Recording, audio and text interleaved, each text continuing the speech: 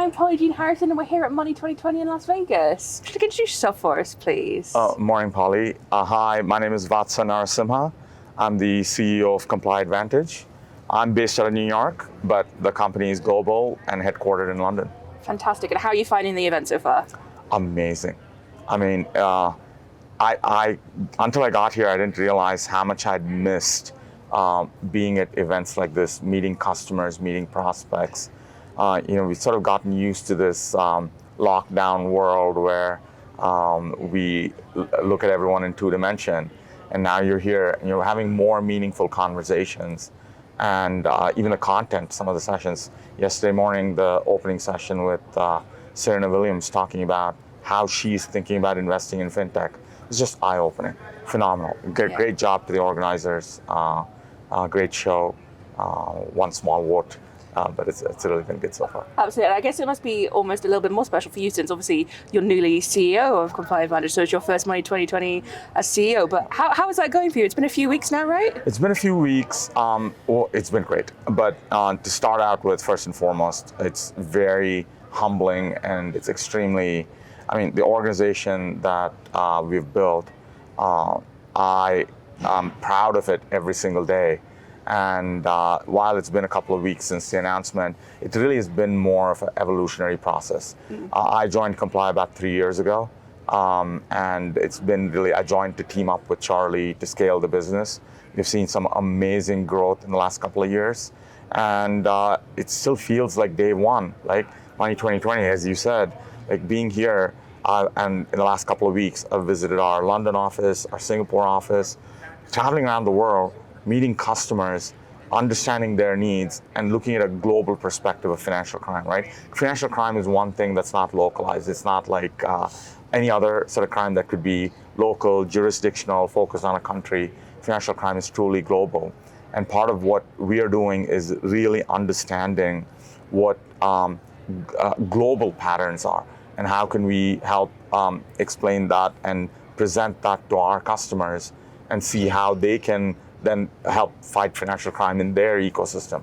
So it's been phenomenal, but as I keep saying, I think even when we did the town hall internally, where Charlie and I were announcing this, our statement that Charlie and I talk about all the time, it still feels like day one.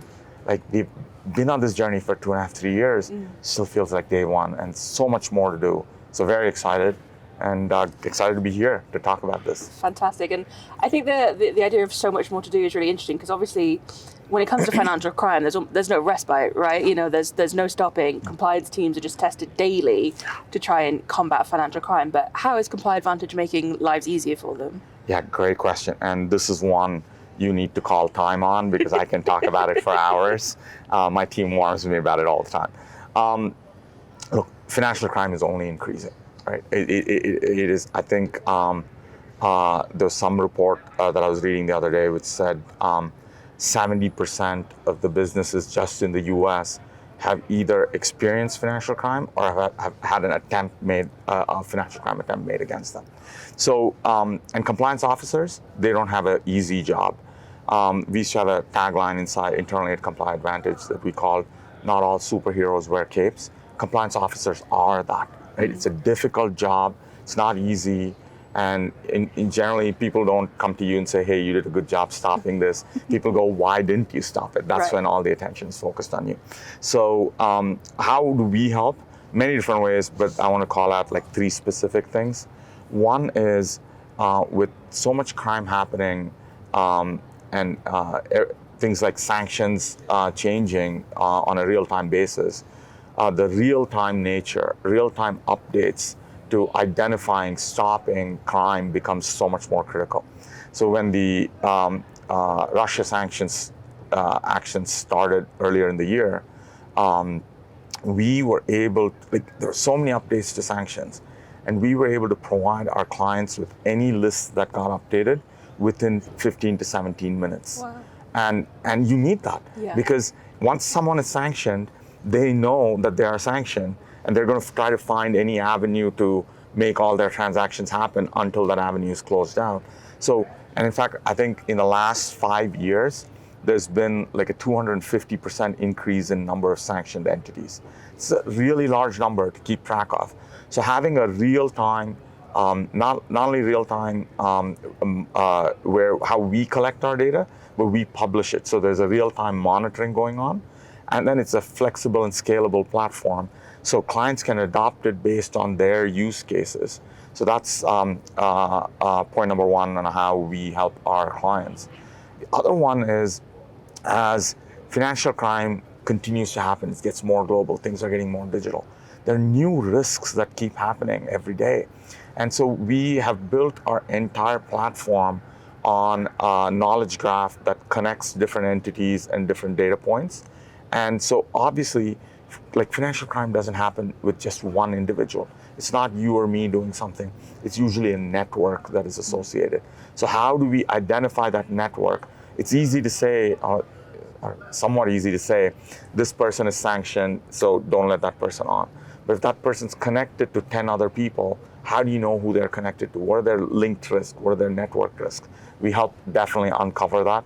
We are at the forefront of that, and our product, our data set, Comply Data, is leading with that. And then last but not least, doesn't matter how much technology you have, you still need humans that understand behaviors, understand patterns.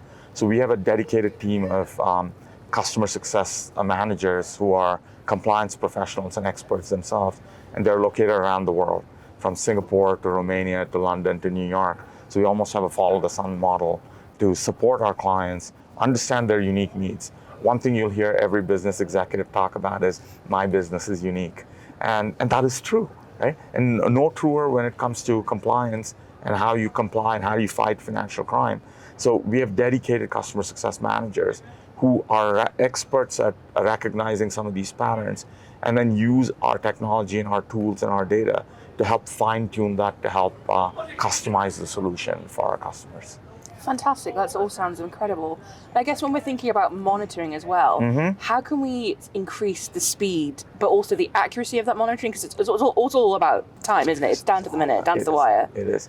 No, a great point again. I think fraud has been up, just again, the US, fraudulent transactions, fraudulent payment transactions have been up like 66% year over year.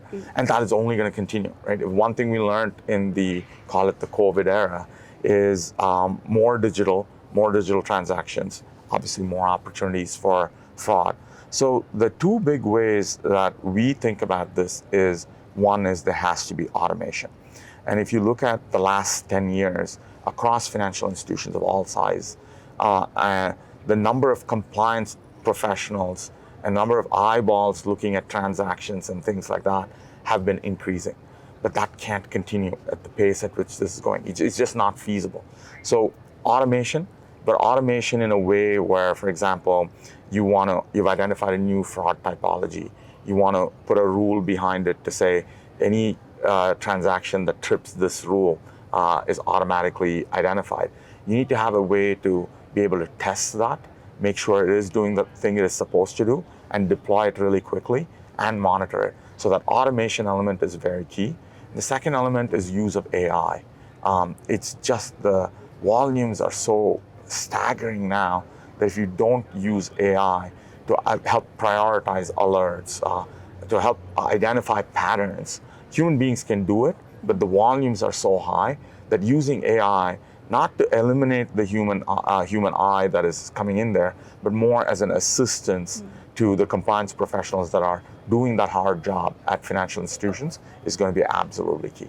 I guess it's all about utilizing the resources that you have in front of you, right? Like, it's not about taking away that human element. It's just making that human element more efficient in what they're doing. More efficient and more effective. Yeah. Right. It's about making sure that they are able to.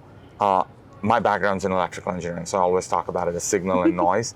It's about getting them to focus on the signal, right, and not on the noise. So how do you make sure that they're focusing their time and effort on the high risk instances, high risk transactions, and not having sort of a unified approach across all transactions. Yeah, and I know you recently released a thesis paper with Resistant AI. I'd love to know a little bit more about that and some of the key takeaways from that report. Yeah, I mean, the number of clients that contact us about how can we detect better transactions, fraud better. And so we said, okay, why don't we publish something as sort of what is our hypothesis on what's going on in the market?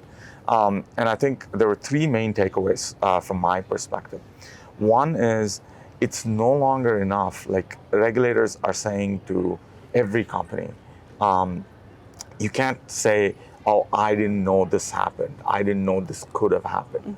So there's almost a preemptive desire from not just regulators, even executives at companies are saying, hey, I don't want to be part of an organization that could have stopped something that if you just thought about it a little differently. Right. So that preemptive look at risk management, that need to say, look at all the data that you have. Look at how can you identify the patterns. That is becoming very, very key. And honestly, with the harmonization of regulations around the world, this is sort of going to become table stakes everywhere. So the preemptive nature has been one. The second one is how AI has just advanced. So one big hurdle that has been there has been about, with adoption of AI in financial institutions, has been about explainability. There's this term, they say, oh, AI is black box. It's not so anymore. You can actually explain what is going on very easily. And you need to start to say, so that hurdle has gone away. And we talk a lot about giving examples of where AI has become very explainable. And obviously, we are very proud of our technology, so clients will be able to easily understand that and also present it to regulators why they made certain decisions the way they made it. And then last but not least, look, change is never easy, right? And so where do you start? You can always say, oh, you're saying, Vatsa, put a big bang effort, bring in a ton of AI into decisioning every day. No, that's actually not what we're proposing. Our hypothesis is people can start small. Start with maybe one aspect of just understanding all the different alerts. How do you prioritize it? Start with clustering some behavior patterns. There's a few baby steps you can take. And then as the organization gets comfortable with it, then you can keep adding elements to it. And that also helps you understand your end customers' patterns, behaviors, and that way you're not doing big bang change on day one, but you can do it in baby steps. So those are sort of our three big hypotheses or takeaways for customers as they think about transaction fraud and how to implement more AI in it. Right, awesome. And I guess the $1 million question, I'm sure, is there an end to financial crime? Are we ever going to reach a point where we've done it, we've beaten it, or do fintechs just need to keep evolving, keep catching up, keep trying to stay one step ahead? Yeah, I think it's technically billion or trillion dollar question. So the best estimates that we've seen, just money laundering, right? Not even including fraud, bribery, and stuff like that. Just money laundering is a $2 trillion a year problem, and something less than 0.5% of it gets detected and things like that. So we have a long way to go. Charlie founded the company with the explicit goal of helping eliminate financial crime globally. I think we're a long way away, right? To be honest, the starting point is solo. So yes, there are two things I think every company in the ecosystem has to do. One is make it a commitment that, look, this is a priority, we're going to commit. And the way we run the organization is we say, yes, our aim is eventually elimination, but our day-to-day goal is excellence. How do we do something better every day than we did something the previous day? So that commitment is key. But then, as you rightly said, there's to be innovation. There's to be that openness to adopt new technology, use more of the data that's available, more of that pattern recognition. I mean, crime has existed since the dawn of humanity. And so and there's also innovation happening on the criminal side. So obviously to combat it, you have to have innovation happening on the good side of the fence. And so people like us, our clients, we are all having to innovate. It's an interesting world. No easy answers, but I think you see green shoots everywhere in terms of how quickly some of the new technology is getting adopted, and what that is helping stop. And so I would love to sit here in a couple of years with you and say that the percentage that we're stopping globally has gone up, and keep our fingers crossed. We're all working towards that. Amazing. Well, I look forward to that. Yeah. It's been fantastic to chat to you today. Thank you so much for joining us. Thank you so much. Thank you to your audience too.